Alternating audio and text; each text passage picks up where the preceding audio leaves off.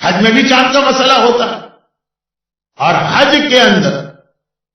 پورا چاند کا سسٹم جو ہے نا وہ سعودی حکومت کے ہاتھ میں ہے۔ تو اب یہاں پر ہمارے مجتہدین کے 3 ڈفرینٹ فتوے، آج نہیں ہمیشہ سے۔ پہلا فتویٰ یہ ہے کہ حج از این ایکٹ آف تقیہ due to unity of Muslim. یہ حج میں تو نہیں ہوگا کہ آدھے لوگ حج کر رہے ہیں آدھے نہیں کر رہے، یہ ایک فتویٰ ہے۔ حضرت امام خمینی کا یہی نظریہ ہے کہ حج جو ہے وہ تقیہ ہے یونٹی والا، یعنی آپ کو 100% شیور ہو جائے کہ یہ چاند کا اناؤنسمنٹ غلط ہے،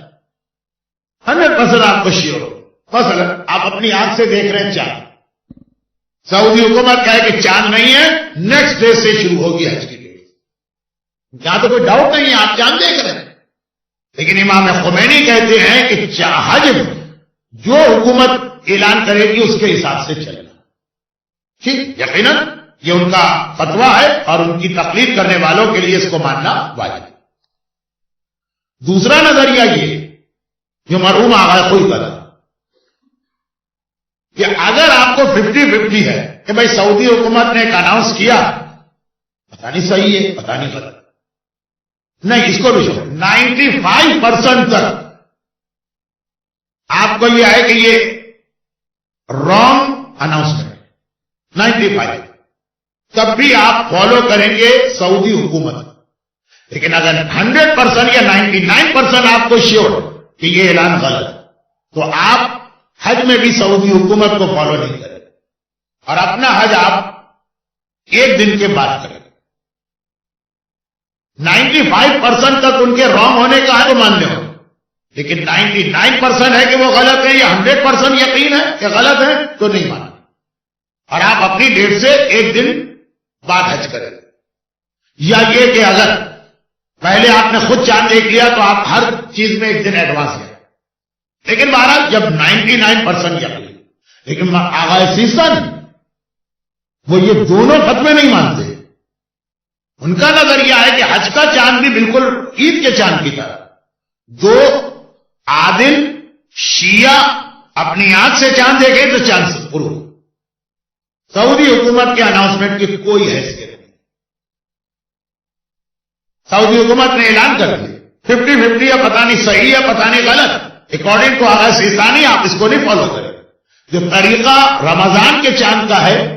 عید کے چاند کا ہے، وہی حج کے چاند کہ 30 ڈیز پورے ہو جائیں، یا یہ کہ 2 عادل دیکھیں، یا یہ کہ آپ کو کسی کیلکولیشن سے یقین آ جائے، سعودی حکومت کا اناؤنسمنٹ نہیں مانا گیا۔ اور آپ کو اپنا حج اپنے شیعہ طریقے کے چاند کے مطابق کرنا، اور اگر آپ یہ نہیں کر سکتے، پاسبل نہیں،